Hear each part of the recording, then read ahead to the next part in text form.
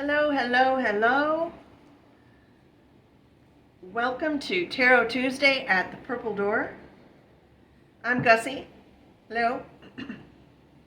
I realize Grim and I haven't been able to keep some of our usual commitments that we do with the Purple Door, like our monthly Witch Wave on the 28th of each month.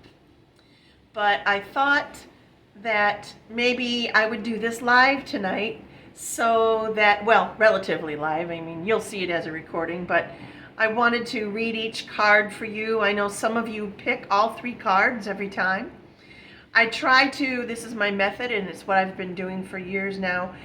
I don't have verifiable proof of this, but I believe that we started the concept of Tarot Tuesday way back when Facebook was still a baby in itself. So I try to go in there and love and comment to some of the comments and emojis and such that you leave me.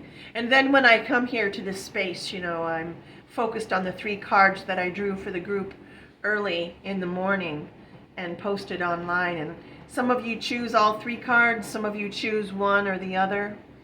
But they all have something to tell us, don't they? Let me pour myself a cup of tea, always good.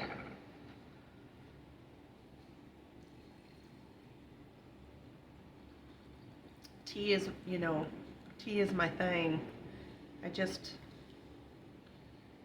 I love it. I love all kinds. I can't wait till our garden here at the old church is, filled out.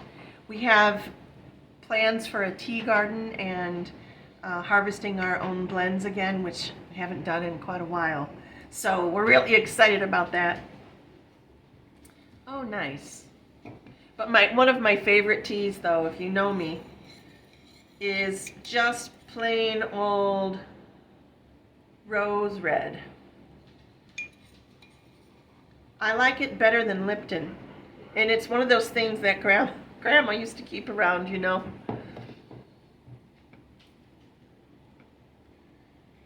So yeah, one of my favorites. Great. One more stir.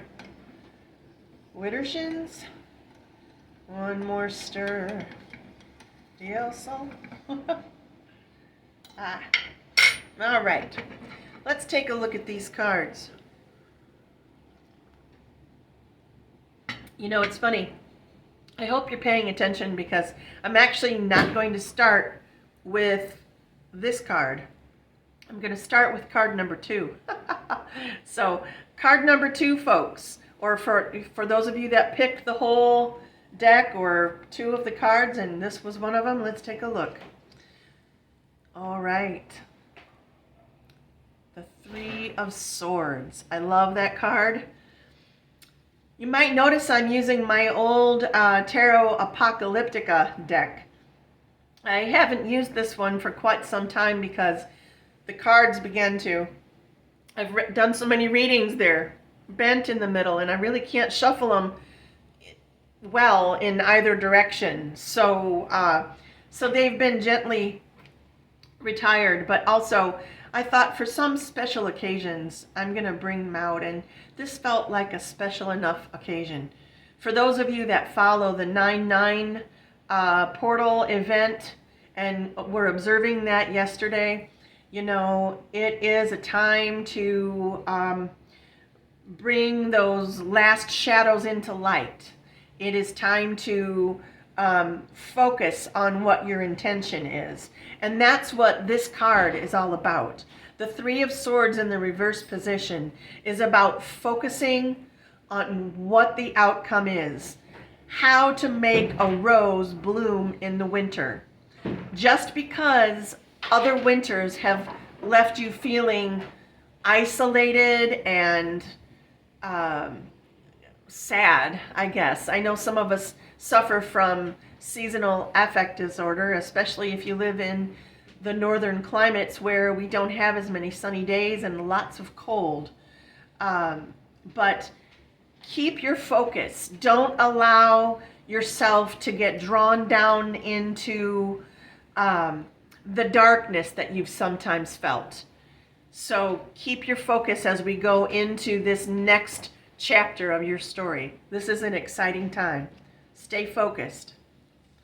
All right, card number 1. Those of you that chose card number 1, the 8 of Wands. Oh my goodness, this is also about focus, but this is about making sure that you are clear about which direction you want to go. It seems like you're still kind of figuring out what are your goals and dreams and what are the goals and dreams of other people that you love that have become attached to you and kind of part of your goals and dreams. Are they truly what you want for yourself on this sovereign journey? I know some of you are taking a really close, hard look at that. You have ancestors standing behind you. Some of you are drawn to that lion energy, but also remember the perspective of the peregrine falcon. Remember that each animal has its own clarity, and you should stay balanced as much as you can. Card number 1. And finally, card number 3 this evening. Let me just take a sip of my tea because yap, yap, yap, I dry my throat out. Red rose. Ooh, okay. The Prince of Pentacles. Prince of Pentacles. Oh, I think I've been forgetting to show you the cards. I'm so sorry about that. Prince of Pentacles. When Grim comes back here, I'll show all 3 one more time before we end. The Prince of Pentacles in the reverse position means that there's something that keeps pulling your attention backward. Just as you begin to move forward, there's something pulling you backward. I don't know if it is unfinished business as far as projects that you've started and haven't finished that kind of weigh on you, or if it is because someone keeps pulling you in a direction that you're really not comfortable in going, but you haven't yet found your voice or your footing in being able to speak up and say that out loud to yourself and to that person. So I say this is a time for you to heal that part. You don't need to scold yourself about it because you haven't done anything wrong. It's just coming to realize that you need to move forward for yourself. So allowing this time right now, this beautiful fall time, if you live here in the Western Hemisphere, it's fall time. It's beautiful everywhere this time of year. And so there you go. All right, so back in order one more time. Grim, help me get these on so they can see them. The 3 of Swords in the reverse position.